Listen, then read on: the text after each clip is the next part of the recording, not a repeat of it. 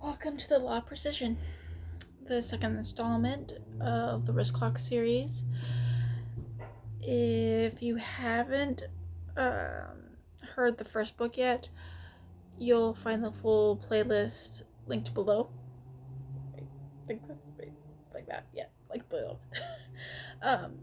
For those returning, let's continue. Now, Precision waits for no one. Let's cut straight into chapter 1 and 2.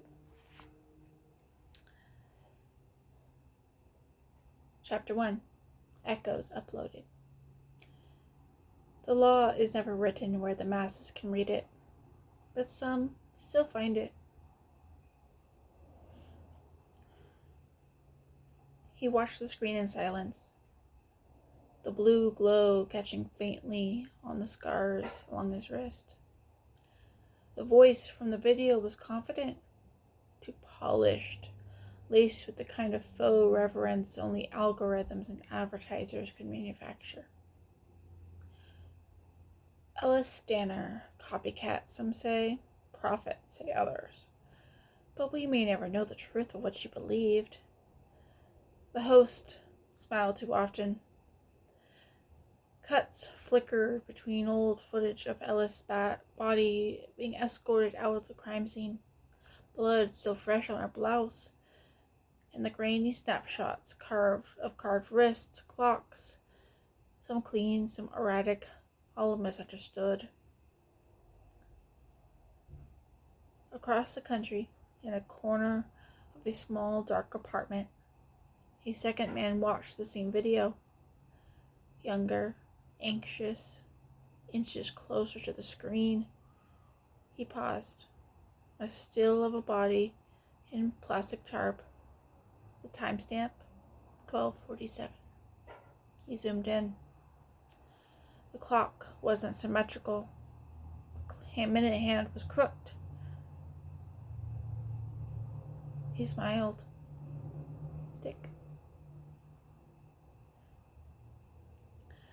Michael leaned back in his chair, surrounded by quiet. His home still bore the bones of a life meant for living. Plants near death, carefully arranged books, a coat still hanging by the door. The host's voice drifted on, talking about psychological distress, female rage. Michael sipped from a chipped mug and let the words pass like static. They always missed it. They always focused on the woman, on Ellis, as if she were the beginning.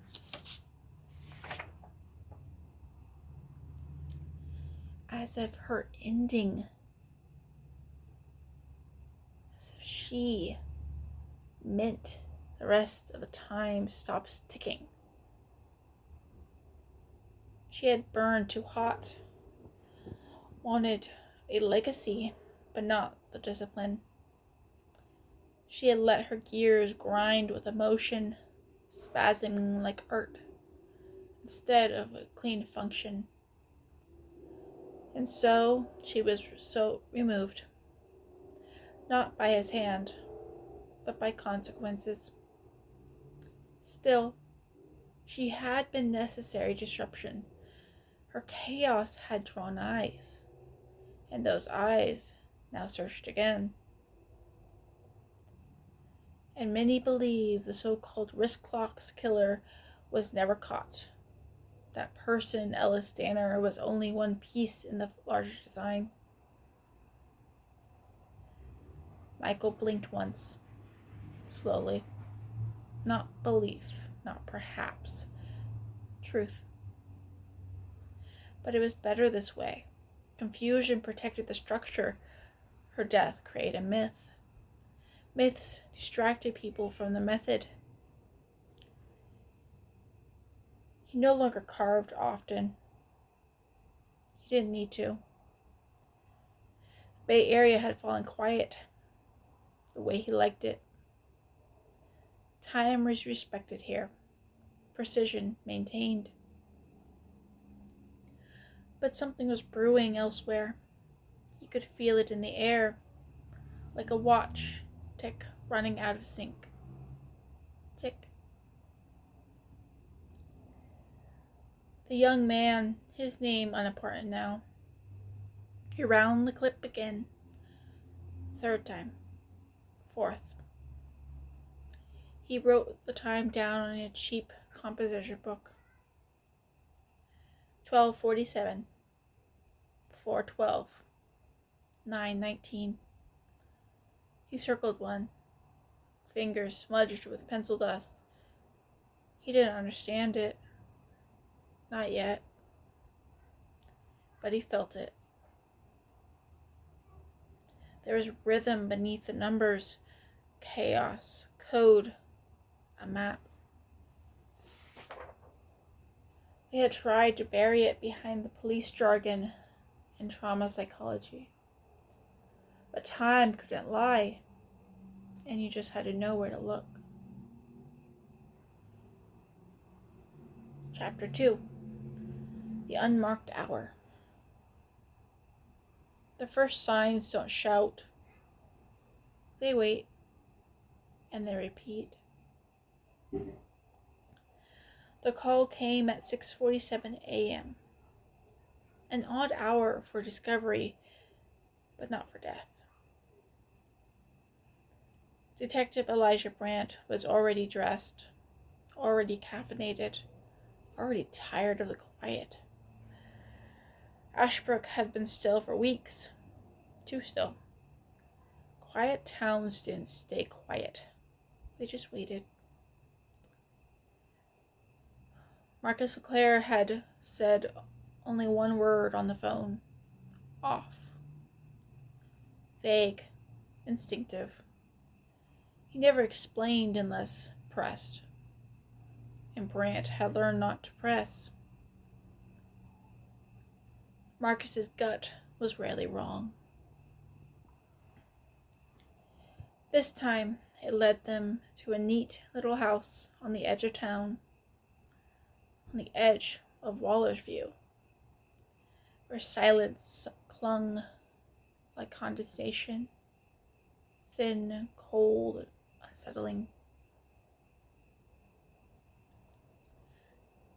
The body sat in a patio chair, facing an old, moss-ringed birth bath.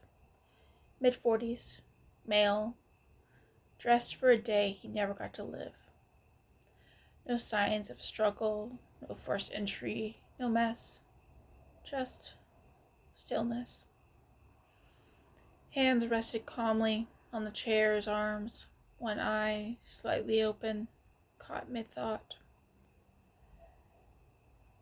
The wrist, Marcus said.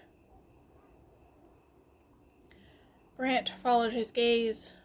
The carving was precise, sitting just above the radial bone. A clock. Round, clean, surgical. No blood, no torn flesh, no bruising. Just the skin parted like paper, fresh but quiet. Brandt crouched. No minute hand, just the hour. 6. Marcus didn't answer. His stare tightened.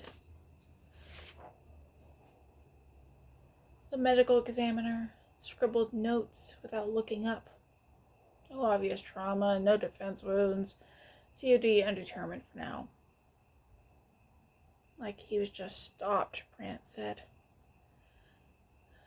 Marcus rubbed his jaw like he was trying to wake up. Maybe he did. Brandt looked past the fence, immaculate lawn, porch swept, wind chimes still, the kind of place where nothing strange should happen. The silence wasn't absence. It was presence.